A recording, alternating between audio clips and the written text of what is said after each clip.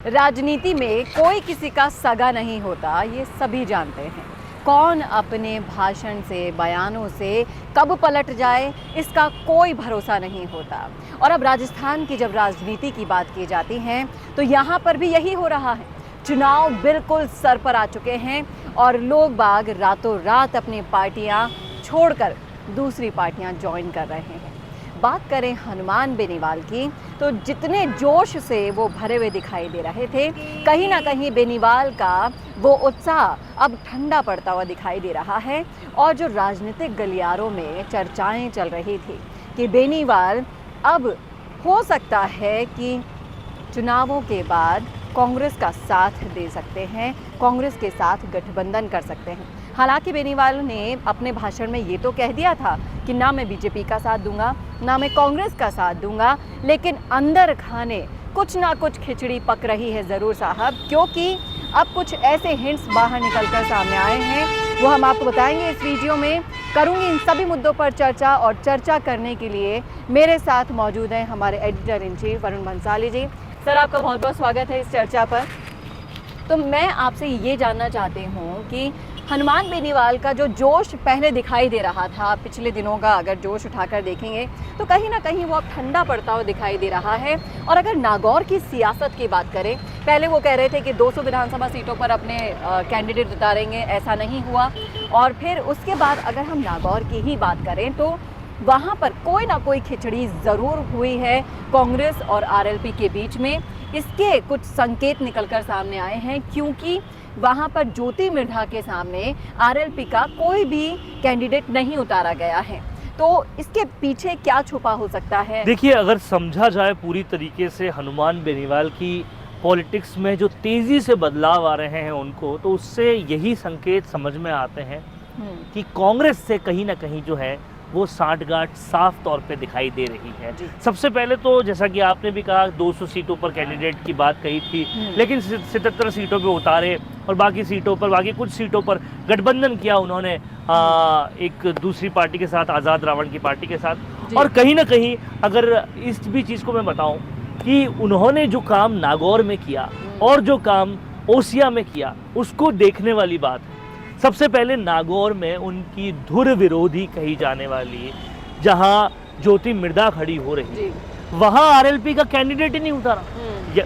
नागौर की पूरी टेरिटरी तो हनुमान बेनीवाल की मेन टेरिटरी है, वहां आरएलपी का कोई कैंडिडेट नहीं उतारना, ये साफ तौर पे संकेत देता है कि उन्होंने भाजपा की जो कैंडिडेट है ज्योति मिर्धा, उसके सामने कांग्रेस को पूरी तरह से सरेंडर कर दिया है और कांग्रेस का पूरी तरह से साथ दे दिया है। और कांग्रेस ने वहां पर उनके ही परिवार के एक सदस्य को उतारा है। तो कहीं ना कहीं ज्योति मिर्धा को किसी तरह से हरा दे, भले ही आरएलपी का कोई आए ना आए, ये वाली मुहिम अपनाई और कांग्रेस को साफ तौर पर समर्थन दिया है। अब ये समर्थन का संकेत आगे गठबंधन तक जाता है कि नहीं, ये देखने वाली बात होगी। पर अपनी मेन सीट पर इस तरीके का समर्थन देना जाहिर तौर पे बताता है कि आने वाले समय में ये खिचड़ी और ज़्यादा उबल सकती है और ज़्यादा मसालेदार बन सकती है। और दूसरी बात दिव्या मदेरणा की कही जाए, पानी पी पी कर हनुमान बेनीवाल ने अगर किसी के बारे में सबसे ज़्यादा बयानबाजी की है तो वो दिव्या मदेरणा की है। चाहे उनकी शादी करा दो या उनकी शादी के पैसे मैं दे देता हूँ, इस तरह के कई सारे बयान दिए। अब समझने वाली बात यह है कि उस दिव्या मदेरणा के सामने भी आरएलपी का कोई कैंडिडेट नहीं है। और आप ये समझिए, आरएलपी का पूरा परिवार, यानी कि उनके भाई, उनकी पत्नी, ये सब लोगों के वोटर लिस्ट में जो नाम रजिस्टर्ड है वो नागौर से। और नागौर में वो वोट दे ही नहीं पाएंगे, क्योंकि नागौर में आरएलपी है ही नहीं।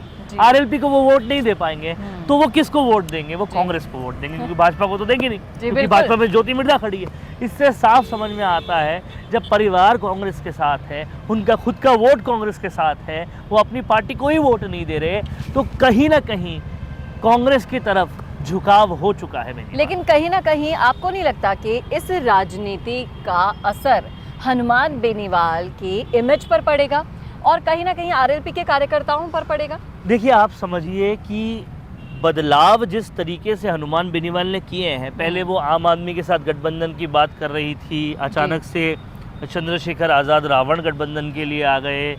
फिर उन्होंने पहले कहा था कांग्रेस भाजपा के साथ मैं कुछ भी नहीं करूँगा, उसके बाद उन्होंने एक बार बयान बदला कि इलेक्शन के बाद क्या गठबंधन होता है वो इलेक्शन के बाद की बात होगी। जी। फिर अब उन्होंने नागौर जैसी अहम सीट पर कांग्रेस को फ्री हैंड दे दिया है।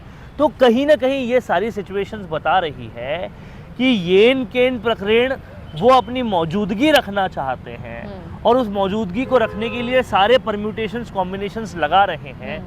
बट ओसिया और नागौर में नहीं खड़ा करना कोई भी कैंडिडेट ये आरएलपी की कहीं ना कहीं कमजोरी दिखा रहा है। और हनुमान बेनीवाल जो अपने स्टैंड पे रहने के लिए जाने जाते थे वो अगर इस तरह के कॉम्प्रोमाइजेस करेंगे तो ये राजस्थान की राजनीति के लिए एक अच्छी बात नहीं होगी। हालांकि दूसरी तरफ एक मौजू और भी है जिसको भी समझना पड़ेगा कि हनुमान बेनीवाल की काट करने के लिए बीजेपी ने भी कोई कसर नहीं छोड़ी। उन्होंने दुष्यंत चौटाला भी बुलाया, उन्होंने ज्योति मिर्धा भी अपने अंदर ली। तो जब बीजेपी कुछ भी कर सकती है तो हनुमान बेनीवाल कुछ भी क्यों नहीं कर सकते? ये टिट फॉर टैट वाली जो लॉजिक है ये भी लगाना पड़ेगा हमें और समझना पड़ेगा कि आप हर तरफ से सारा कल्प्रिट हनुमान बेनीवाल को नहीं बना सकते। उनके साथ जो हो रहा है उसको भी बैकफायर करने के लिए राजनीति से ही काटी जा सकती है और शायद इसीलिए उन्होंने ये काम किया है। अब देखना ये होगा कि आने वाला वक्त वो किस तरफ ले जाते हैं और अगर आने वाले वक्त में जो अभी तक के सर्वे और जो अभी तक के सट्टा बाजार के प्रेडिक्शंस कह रहे हैं वो साफ तौर पे बताते हैं कि सरकार बनने की एज जो है वो भाजपा के पास है। अब अगर वो एज को और नंबर्स देने के लिए हनुमान बेनीवाल चुनाव के बाद भाजपा में चले जाते हैं तो जाहिर तौर पे होगा, ये क्लियर हो जाएगा कि हनुमान बेनीवाल सरकार में रहने के लिए किसी के भी साथ हाथ मिला सकते हैं। जी बिल्कुल। तो ये आने वाला वक्त बताएगा और हनुमान बेनीवाल कहीं ना कहीं फिर भी जाट कौम के तो सबसे बड़े नेता रहेंगे। जी, तो कहीं ना कहीं ये जो समीकरण है जो बनते बिगड़ते हुए नजर आ रहे हैं। कुछ ही दिनों का समय बचा है, चुनाव भी नज़दीक है, फिर उसके बाद रिजल्ट्स आएंगे और वो रिजल्ट्स ये बता देंगे कि बेनीवाल का असली गठबंधन, असली साथ किसको मिलने वाला है। आपकी क्या राय है, आपका क्या कहना है, कमेंट बॉक्स में ज़रूर शेयर कीजिएगा अपनी राय। इस वीडियो को ज़्यादा से ज़्यादा शेयर कीजिएगा और ऐसे ही और वीडियोस के लिए देखते रहिए राजस्थान संवाद। नमस्कार। कौन देखता है अब टीवी पर आपको कितनों ने देखा, ये कैसे पता चलेगा? घर घर इंटरनेट पहुंचने के बाद अब सब कुछ है डिजिटल। आपका वीडियो कितनों ने देखा ये हर पल आपको पता चलेगा, इसलिए डिजिटल मीडिया में बनाइए अपनी पहचान।